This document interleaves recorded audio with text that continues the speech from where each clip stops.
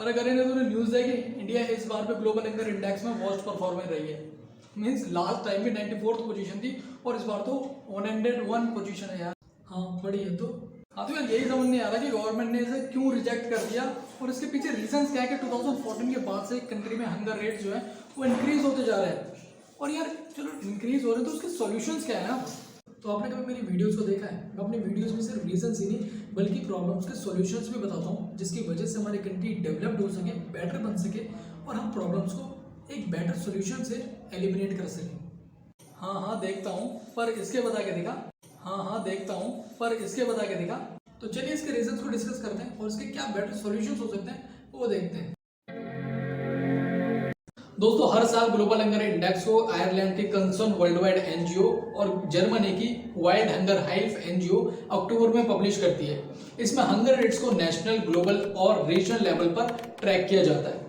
ये कंट्रीज के परफॉर्मेंस को इन 4 इंडिकेटर्स के बेसिस पर मेजर करती है। पहला है child nourished, child stunting, child mortality और चाइल्ड वेस्टिंग। और इन्हीं 4 इंडिकेटर्स के बेसिस पर ये कंट्रीज को स्कोर भी देती हैं 0 to 100 के बीच में। मान लीजिए अगर किसी कंट्री की परफॉर्मेंस बेस्ट रही है तो कंट्री को 0 स्कोर दिया जाएगा, वहीं अगर कंट्री की परफॉर्मेंस वर्स्ट रही है तो कंट्री को 100 स्कोर दिया जाता है। दोस्तों मैं आपको बता दूं कि इस साल भी लास्ट ईयर की तरह इंडिया की जो परफॉर्मेंस है वो वर्स्ट रही है, क्योंकि इंडिया का स्कोर 27.5 रहा है सिमिलर टू लास्ट ईयर। पर गाइस इस बार रैंक और भी ज्यादा वर्स्ट हो चुके हैं। मींस 2020 में जो रैंक 94th पोजीशन थी कंट्री की, अब वो गाइस 101 पर आ चुकी है। पर गाइस यहाँ पर देखने की और समझने की बात यह है कि ये दोनों ऑर्गेनाइजेशंस अपने इस डेटा को मल्टीलेटरल एजेंसीज जो कि रिकॉग्नाइज्ड और रिलायबल है उनसे कलेक्ट करती है, जैसे यूनिसेफ, यूएनओ, एफएओ यानी कि फूड एंड एग्रीकल्चर ऑर्गेनाइजेशन और गाइस वर्ल्ड बैंक। पर गाइस इस बार for the first time central government ने इस रिपोर्ट को कंप्लीटली रिजेक्ट कर दिया है, क्योंकि इस रिपोर्ट के अकॉर्डिंग हमारी कंट्री में मेल नरिश्ड चिल्ड्रन की पॉपुलेशन 15.3% है, वहीं चाइल्ड वेस्टिंग की पॉपुलेशन 17.3% है। पर यहाँ इस रिपोर्ट को कंप्लीटली रिजेक्ट करते हुए वुमेन एंड चाइल्ड डेवलपमेंट ने कहा है कि इंडिया में मेल नरिश्ड चिल्ड्रन की पॉपुलेशन सिर्फ 3.9% ही है। और ये डेटा जो इन दोनों ऑर्गेनाइजेशन ने कलेक्ट किया है वो सिर्फ फोन कॉल के माध्यम से ही कलेक्ट किया गया है, इसलिए इस रिपोर्ट को सेंट्रल गवर्नमेंट अनसाइंटिफिक बता रही है। गवर्नमेंट का कहना यह भी है कि इस रिपोर्ट ने फूड सिक्योरिटी एक्ट, पोषण अभियान जैसी स्कीम्स को और गाइस कोविड-19 के इफेक्ट को कंप्लीटली नेग्लेक्ट ही कर दिया है। वहीं इसका रिप्लाई देते हुए इन दोनों ऑर्गेनाइजेशंस ने बताया कि ये डेटा सिर्फ फोन पर ही कलेक्ट नहीं किया जाता, बल्कि हर एक कंट्री का फूड बैलेंस शीट को चेक किया जाता है, जो कि बताती है कि कंट्री में एक स्पेसिफाइड टाइम पीरियड में कितना फूड प्रोड्यूस्ड और सप्लाई किया गया है ह्यूमन कंजप्शन के लिए। चलिए मान लेते हैं कि इस बार इंडेक्स में डेटा को मैनिपुलेट कर दिया गया हो, जिसकी वजह से कंट्री की जो एग्जैक्ट पोजीशन थी वो पता नहीं लग पाई। पर गाइस लास्ट ईयर भी कंट्री ने वर्स्ट परफॉर्म किया था ग्लोबल हंगर इंडेक्स में, और अगर हम देखें तो 2014 से ही कंट्री वर्स्ट परफॉर्म कर रही है गाइस हंगर इंडेक्स में। And no doubt guys world की 1/3 मेलनरिश्ड पॉपुलेशन आज इंडिया में रहती है, और जिसके मेनली 2 मेन रीजंस है। पहला है economic disparity. Famous economist Amartya Sen ने कहा है कि एक्सचेंज इंटाइटलमेंट्स डिक्लाइन की वजह से स्टारवेशन और फेमाइन जैसी प्रॉब्लम्स होती है। यहाँ इंटाइटलमेंट से मतलब है एक ऑक्यूपेशन या एक इनकम सोर्स जिसके एक पीपल अपनी रिक्वायरमेंट्स के अकॉर्डिंग एडुकेट फूड को इनटेक नहीं कर पाता। गाइस यहाँ पर अमर्त्य सेन क्लियरली कहना चाहते हैं कि कंट्री में एक इकोनॉमिक गैप बहुत ज्यादा है रिच और पुअर के बीच में, जिसका मतलब यह है कि कंट्री के सिर्फ एक पर्टिकुलर सेक्शन ही डेवलप हो रहा है, वहीं एक डेवलपमेंट देखी जा रही है। पर गाइस दूसरी तरफ मोस्टली रूरल एरियाज में आज भी पीपल डिप्राइव्ड हैं, वहां कोई डेवलपमेंट नहीं है और वहां के जो चिल्ड्रंस हैं वो मेल नरिश्ड हैं। सोल्यूशन गाइस ये है कि अब गवर्नमेंट को जरूरत है कि वो इन पर्टिकुलर सेक्शन ऑफ पीपल को और एरियाज को फाइंड करे और उन्हीं के अपलिफ्टमेंट के लिए वर्क करें, उनके डेवलपमेंट के लिए वर्क करें।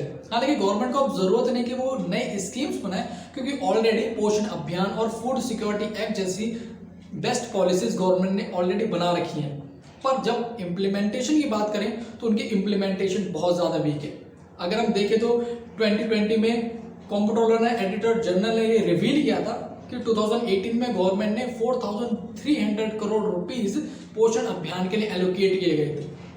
पर गाइस जिसमें से 1500 ही पोषण अभियान के लिए स्पेंड किए गए। सो गाइस आज आप देख सकते हैं कि डेवलपमेंट के लिए गवर्नमेंट के पास पैसा बहुत है, पर उसका जो यूज़ है वो सही तरीके से नहीं किया जा रहा। लैक ऑफ इम्प्लीमेंटेशन की वजह से आज भी कंट्री हमारी अंडर डेवलप्ड है, जिसे अगर गवर्नमेंट चाहे तो आसानी से सॉल्व कर सकती है।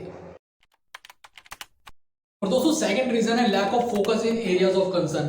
अगर देखा जाए तो गाइस चाइल्ड मोर्टेलिटी रेट्स में और चाइल्ड स्टंटिंग में गवर्नमेंट ने इंप्रूवमेंट दिखाई है, पर अगर गवर्नमेंट को ये पता है कि मेल नरिशमेंट और चाइल्ड वेस्टिंग में ही प्रॉब्लम आ रही है और वही इंक्रीज हो रहे हैं ग्लोबल हंगर इंडेक्स में, तो गाइस आज गवर्नमेंट को जरूरत है कि वो सिर्फ उन्हीं की एलिमिनेट करने के लिए आज वर्क करने में लगे। और इसका गाइस एक ही सॉल्यूशन है, रेफ्रिजरेशन इंफ्रास्ट्रक्चर। क्या है ये?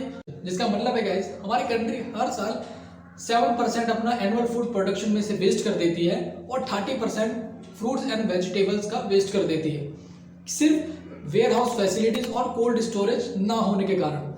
अगर गवर्नमेंट इसी पर फोकस करे और कोल्ड स्टोरेज को इंक्रीज करे और वेयर हाउस फैसिलिटीज पर वर्क करे, तो गाइस हम कितना फूड सेव कर सकते हैं। और गाइस इसके बहुत से बेनिफिट्स हैं। कोल्ड स्टोरेज की वजह से फार्मर्स की पोस्ट हार्वेस्ट के बाद भी इनकम को इंक्रीज किया जा सकता है। ये बहुत हेल्प करता है फार्मर की इनकम को इंक्रीज करने में और फूड को लॉन्ग टाइम तक गाइस सेव करने के लिए, उसको फ्रेश रखने के लिए। और गाइस अगर डेवलप्ड कंट्रीज की तरह डेवलपिंग कंट्रीज ने भी सेम लेवल का रेफ्रिजरेशन इंफ्रास्ट्रक्चर बना लिया, तो गाइस हम हंगर की प्रॉब्लम को एलिमिनेट कर सकते हैं, क्योंकि हंगर एक ग्लोबल प्रॉब्लम है। सो गाइस हम एक साथ मिलकर के ग्लोबल हंगर की प्रॉब्लम को एलिमिनेट कर सकते हैं।